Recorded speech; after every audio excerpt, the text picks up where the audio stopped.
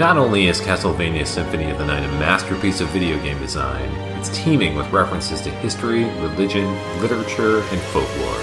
This is the Annotated Symphony of the Night. We start again in the Black Marble Gallery, but this episode has a lot of ground to cover, so we'll move through it as quickly as we can.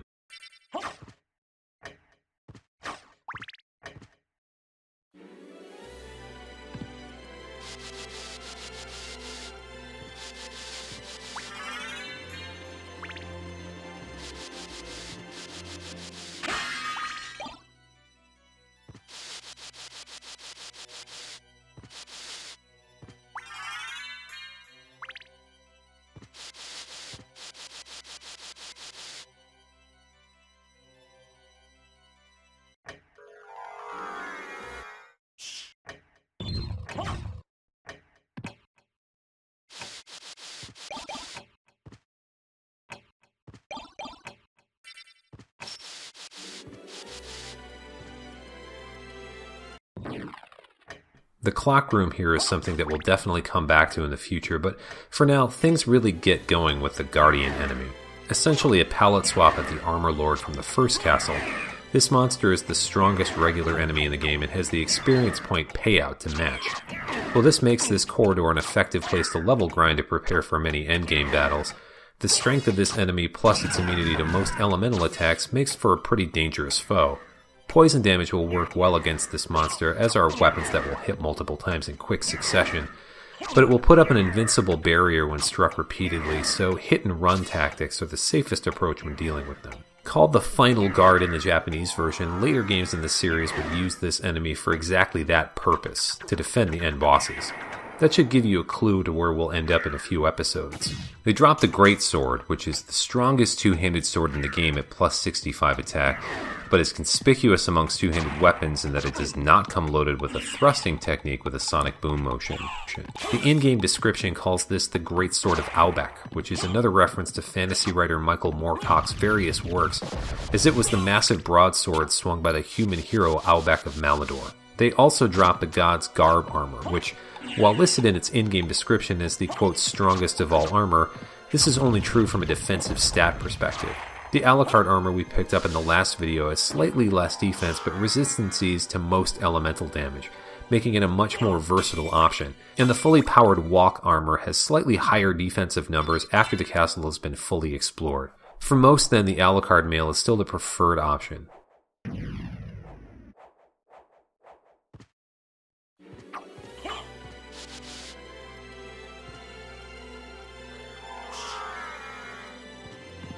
The Jack of Bones is known as the Throwmaster in Japan and comes in two different colors, and there's some debate about differences in throwing ability between them. Regardless, it's a somewhat common enemy in the Inverted Castle as we'll see it in multiple locations, and drops a Shuriken and Flame Star, the latter of which being the strongest and most expensive single-use projectile in the game. The name of this enemy is actually a play on the term Old Bag of Bones, which is a North American colloquialism for an elderly, or sometimes just older and very skinny person. The enemy throws a cross-shaped projectile, though. It looks fairly close to an item used in the playground children's game Jax, which lends to its first name.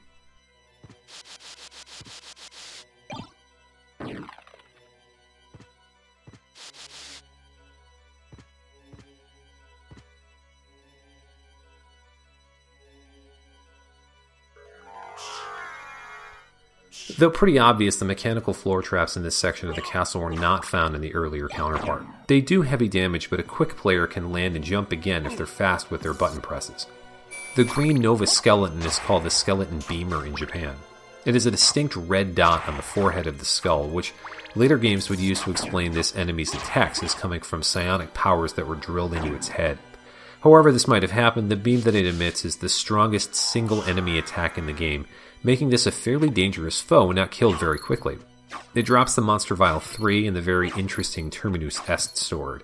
This is a one-handed sword that boosts attack by plus 32 and defense by plus 2, and will poison enemies, which, like when afflicted upon Alucard, will dramatically reduce the strength of their attacks. The name of this weapon comes from science fiction author Gene Wolfe's Book of the New Sun series, published in the early 1980s. It's wielded by Severian, the narrator of the series and a torturer, which explains its in-game description as a poisonous executioner sword. Terminus Est translates from Latin into "it is the end." The Japanese version names this weapon Hrunting. This series has retained the moniker for further entries. It's the sword given to the hero Beowulf by Unferth and used in the battle with Grendel's mother until it was deemed useless, and then discarded. Beowulf then returned it to Unferth after the conflict had ended. This is the reverse entrance.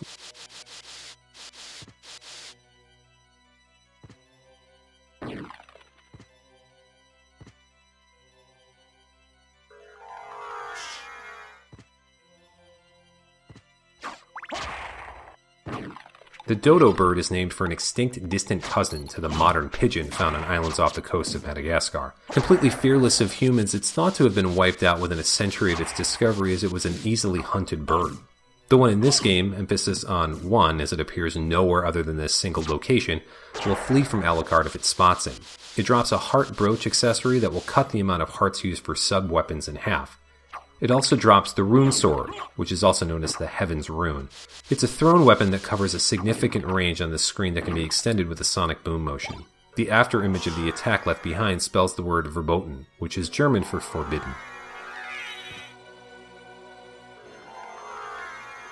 Here again is the obscure hidden chamber with a much greater prize this time, the barrel circlet.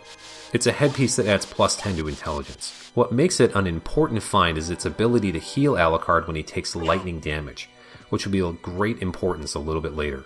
Beryl is a mineral that is the purest form of aquamarine and emerald, as well as chrysoberyl, which was mentioned in a previous video as the gemstone often called a cat's eye.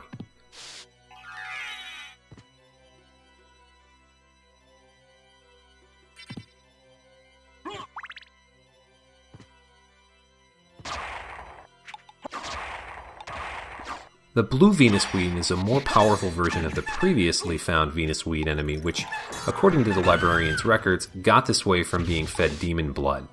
Sadly, that's the only really interesting thing to say about it. It will drop a heart refresh and the Zweihander Greatsword. Zweihander literally translates into two-handed in German, where these giant greatswords originated in the early 1500s. Like most other greatswords, it has a thrusting attack with a sonic boom motion.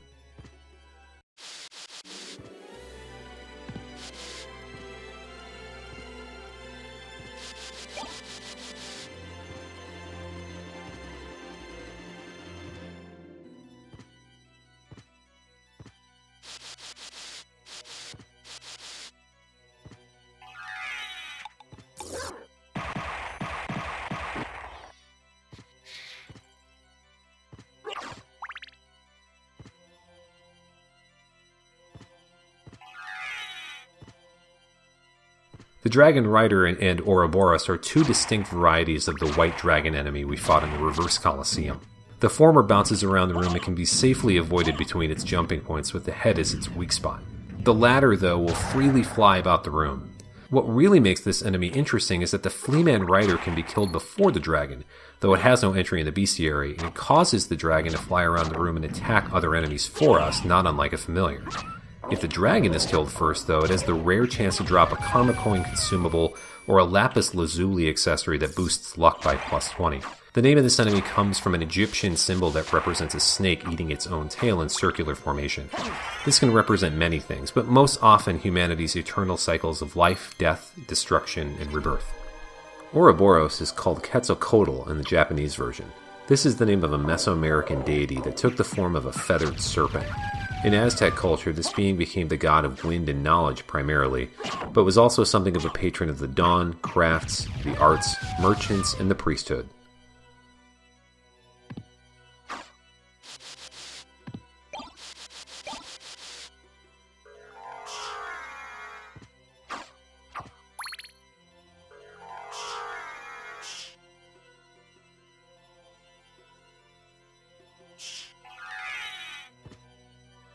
The Worg Rider is a strengthened version of the first enemy Alucard fought in the game. After enough damage is dealt, the Rider is killed and the Fire Worg will take its place. While the Rider doesn't drop anything, the Fire Worg will let go of a karma coin and a turquoise. It's a slightly recolored version of its initial appearance. In the Japanese version, it's known as Fenrir, whom is a giant wolf in Norse mythology. Through stories mostly found in the Poetic Edda and the Prose Edda, Fenrir was a son of the trickster god Loki that was destined to ultimately kill the All-Father Odin during the events of Ragnarok, whom in turn would also be killed by Odin's son Vidar.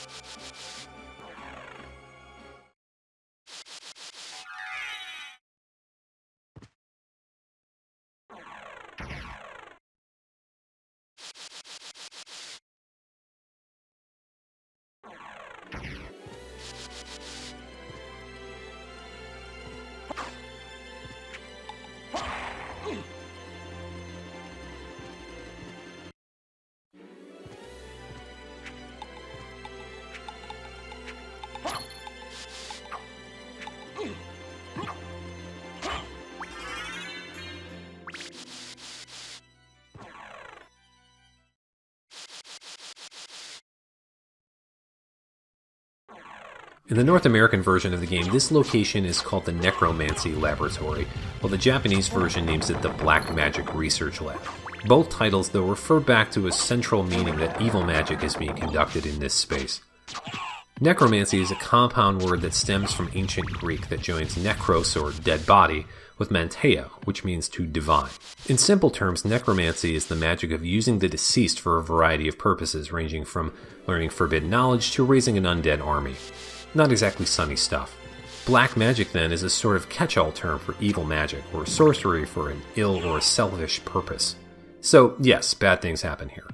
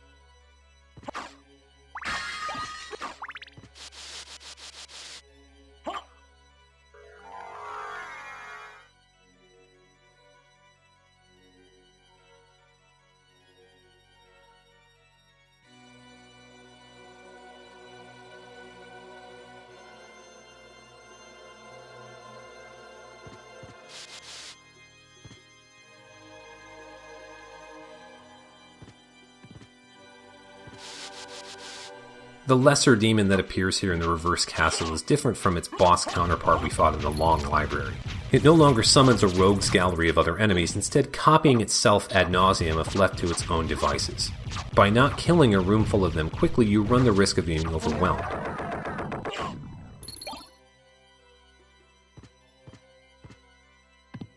You might be surprised to learn that the Fire or Flame Demon is immune to fire attacks, but probably not. This enemy is interesting in the context of the rest of the Castlevania series, though, in that all subsequent games made this a red winged monster. It drops two interesting items. The first is the Fire or Flame Shield, which crackles when shown to defend. It will completely block fire attacks and has a +4 to defense. Its Shield Rot spell is yet another reference to Konami's sister series Gradius, in that it summons a recurring franchise enemy known as an Intruder to cause fire-based damage to foes. This monster also drops the Marcel, which is a one-handed sword with +33 to attack and +1 to defense. Its regular attack is a flaming slice, but a fireball motion will cause an inferno attack at the expense of some magic. The name of this weapon is a mistranslation of the sword Narsil from Tolkien's Lord of the Rings, which, after being shattered, was the weapon that Isildur used to cut the One Ring from Sauron's hand, and was eventually reforged for Aragorn. Narsil in the fictional elven Quenya language translates into red and white flame. In Japan and in further entries of this series, the weapon is called Levitain, which originates in Norse mythology as a weapon mentioned in the Poetic Edda, though this name has been debated by Eddic scholars as it may have slightly different spellings in the translations. Regardless, it was used to cut the roots of the world tree Yggdrasil, and forged by the elven Volund, whom is also known as Wayland the Smith in various other myths. It also goes by the titles Wounding Wand and Staff of Destruction according to the Edda, so it's unclear if this was ever actually a sword.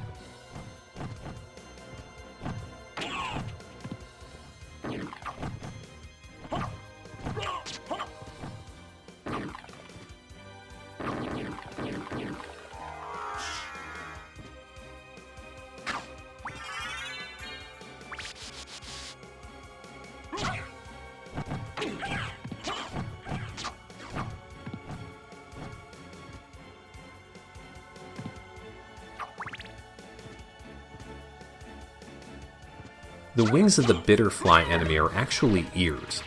We know this because the Japanese name for this enemy is the chonchon, which is a mythical bird from Chilean and Argentinian folklore.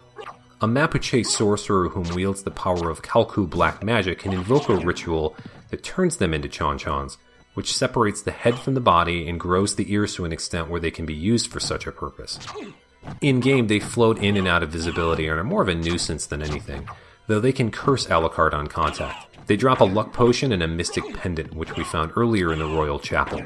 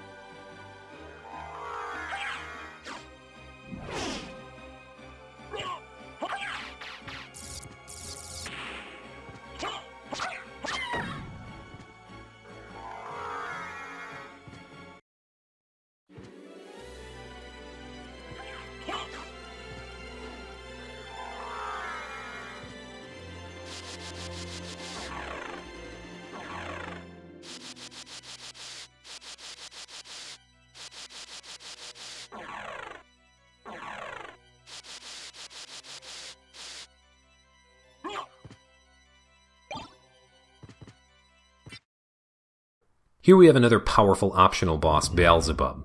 A giant rotting corpse which hangs from the ceiling, this enemy is actually made up of several sprites which can all be attacked independently.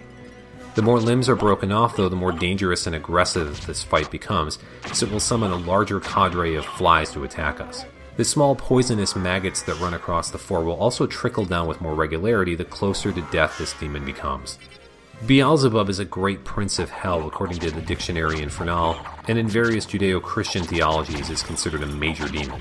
Like Legion, it's mentioned by Jesus of Nazareth in the Christian Bible by name, as is the Canaanite god Baal, which Beelzebub may have derived its name. It's also mentioned in the Hebrew Bible as well. Depending on the translation, Beelzebub can break apart into the phrase Lord that flies, which over time became the defining attribute of this being when conflated into Lord of the Flies, which is reflected in both the enemies that defend it and its entry into the librarian's bestiary. Occasionally the name Beelzebub is used interchangeably with Satan as the one true ruler of hell, even occasionally in the Christian Bible, but this is open to discussion. As it is the Lord of the Flies, Beelzebub is typically illustrated as being of great size and with leather wings, which is where the common image of a cloven-hoofed demon with wings and horns seems to originate. There are several ways to cheese this fight actually, but the most common way to kill this monster is with an axe sub-weapon and a few well-placed throws. Jumping at it becomes both difficult and dangerous as the fight drags on, making distance fighting the preferred method. The prize for this battle is the Ring of Arcana, an accessory that boosts the appearance of rare drops from enemies.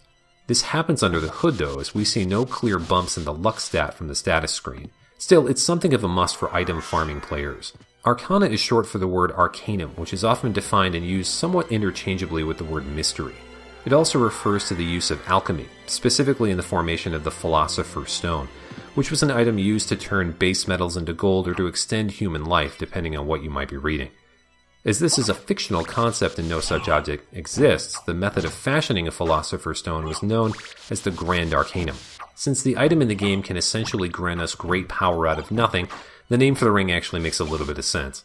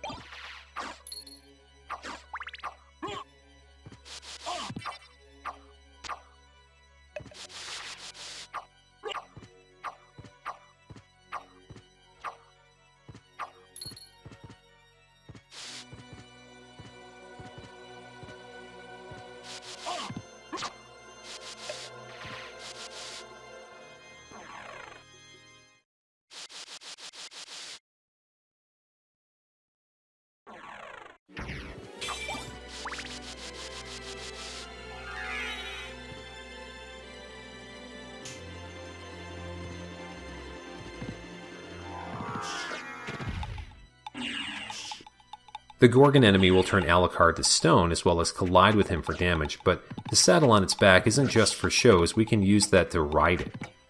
As an armored war beast, at least according to the librarian's bestiary, it makes sense that it's strong against most kinds of normal damage as well as fire. It'll drop a hammer item for the fairy familiar to break you of stone status, but also, tellingly, the stone sword.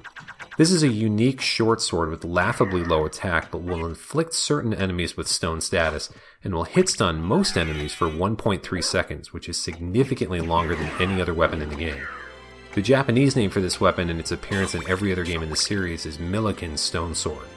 There's no clear reasoning for this, but could be named after what is called Milliken rock formations in Arizona that contain red shale and resembles the Grand Canyon. Gorgons are traditionally associated with Greek mythology, as Medusa and her two immortal sisters were a few examples. However, this monster is more likely a Ketopelbos, which is what it was called in the later games that reused this enemy sprite. It's a legendary oxen-like creature from Ethiopia whose breath could turn things to stone. The Encyclopedia of Legendary Creatures by Tom McGowan repatriated this mythic monster, though, as the Gorgon of Africa, which is most likely where the name originates for this game.